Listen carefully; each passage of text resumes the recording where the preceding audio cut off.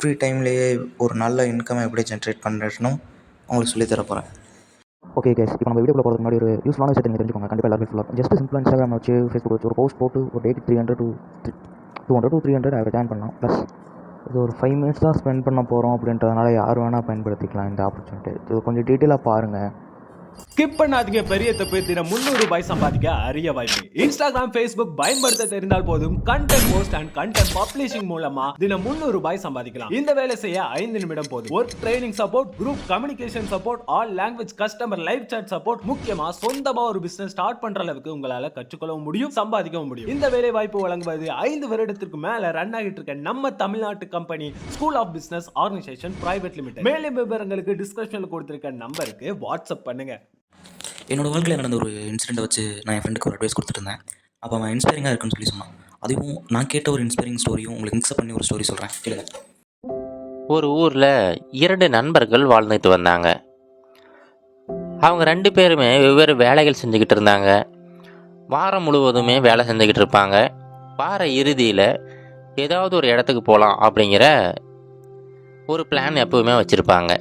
அவங்களுக்கு பிடிச்ச இடம் என்னன்னு பார்த்தீங்கன்னா, அவங்க ஊர்லேயே ஒரு சின்ன ஏரி ஒன்று இருந்துச்சு.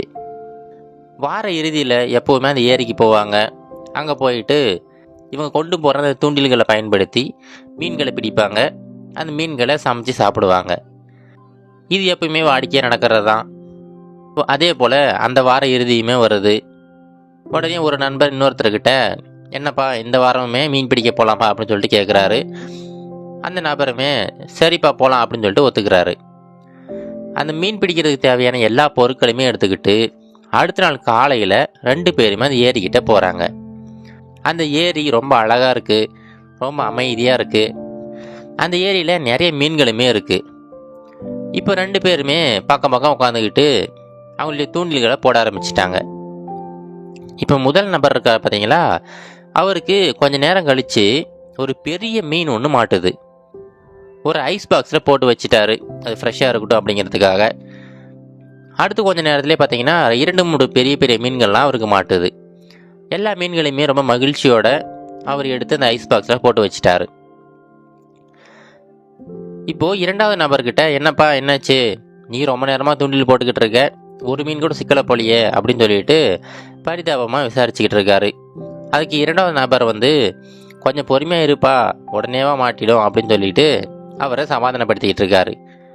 அடுத்த ஒரு சில நிமிடங்களில் பார்த்தீங்கன்னா, இந்த 2வது நபரோட தூண்டில்ல இதுக்கு முன்னாடி இந்த முதல் நபர் பிடிச்சாரு பார்த்தீங்களா, அந்த மீனை விட ரொம்ப பெரிய ரொம்ப அழகான ஒரு மீன் மாட்டுது.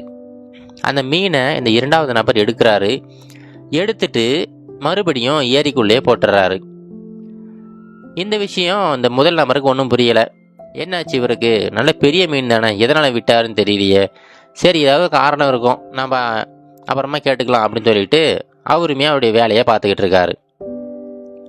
அடுத்த ஒரு சில நிமிடங்களில் பார்த்தீங்கன்னா, அந்த 2வது நபருக்கு தொடர்ந்து பெரிய பெரிய மீன்களாக கிடச்சிக்கிட்டே இருக்குது. ஆனால் அவர் ஒரு மீனை கூட எடுத்து அந்த பாக்ஸில் போட்டு வைக்கவே இல்லை. எல்லா மீன்களையுமே திரும்ப திரும்ப தண்ணிக்குள்ளேயே போட்டுக்கிட்டு இருக்காரு. இதை பார்த்துட்டு இந்த முதல் நபர் கேட்குறாரு, ஏன்ப்பா அப்படி பண்ணுற, நாம் இந்த மீன்களெல்லாம் பிடிச்சி நம்ம ஃப்ரெஷ்ஷாக சமைச்சு சாப்பிட்லாம், நம்மளுடைய வார இறுதியை ரொம்ப மகிழ்ச்சியாக கழிக்கலாம் அப்படிங்கிறதுக்காக தான் இங்கே வந்தோம். ஆனால் நீ என்னடானா கிடைக்கிற எல்லா மீன்களையுமே எடுத்து எடுத்து திரும்ப போட்டுக்கிட்டே இருக்க, அதுவும் அந்த மீன்கள்லாம் பெரிய பெரிய ரொம்ப அழகான மீன்களாக இருக்குது, எதனாலப்பா தூக்கி போட்டுக்கிட்டு இருக்க, என்ன காரணம் அப்படின்னு சொல்லிட்டு முதல் நபர் 2வது நபர்கிட்ட கேட்குறாரு. அதுக்கு அந்த 2வது நபர் என்ன சொல்கிறாருன்னா, அது ஒன்றும் இல்லைப்பா, இப்போது நாம் கொண்டு வந்திருக்கிற அந்த பாத்திரம் இருக்குது பார்த்தியா, அந்த பாத்திரம் ரொம்ப சின்னதாக இருக்குது. நாம் ஒரு தோசை சட்டி மாதிரி கொண்டு வந்திருக்கோம்ல, அதில் தான் நம்ம எப்படி மீனெல்லாம் போட்டு வறுத்துக்கிட்டு இருப்போம். நான் பிடித்த எல்லா மீனுமே அந்த தோசை சட்டியை விட ரொம்ப பெருசாக இருக்குது. அதனால் அந்த மீன்களை நம்மளால் சரியாக அந்த தோசை சட்டியில் போட்டு வறுக்க முடியாது. அப்புறம் எப்படி நம்ம சாப்பிட முடியும்?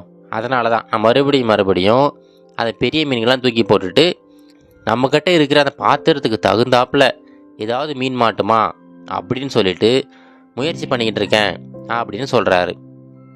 இதை கேட்ட உடனே முதல் நபருக்கு ரொம்ப கோபம் வந்துடுச்சு. ஏன்பா, ஏன் என்னாச்சு, நீ இப்படி பண்ணுன்னு நான் எதிர்பார்க்கல. இப்போது ஒரு பெரிய மீன் சிக்கிச்சுன்னா அந்த மீனை அப்படியேவா எடுத்து நீ அதை பாத்திரத்தில் போட்டு சமைக்க போகிற? அந்த மீனை நீ கட் பண்ணி சின்ன சின்ன பீஸாக மாற்றிக்கலாமே.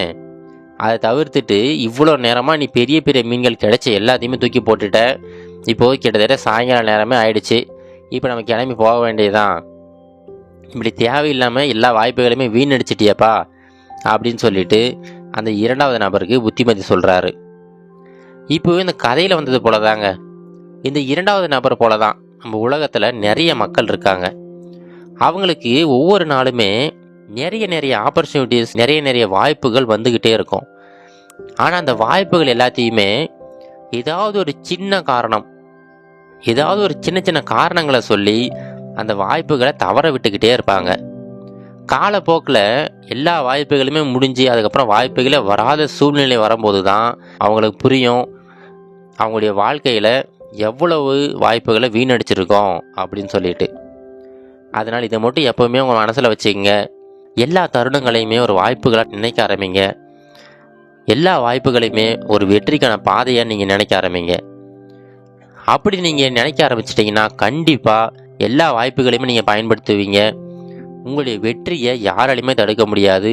நீங்களுமே ஒரு பெரிய வெற்றியாளராக மாறுவீங்க.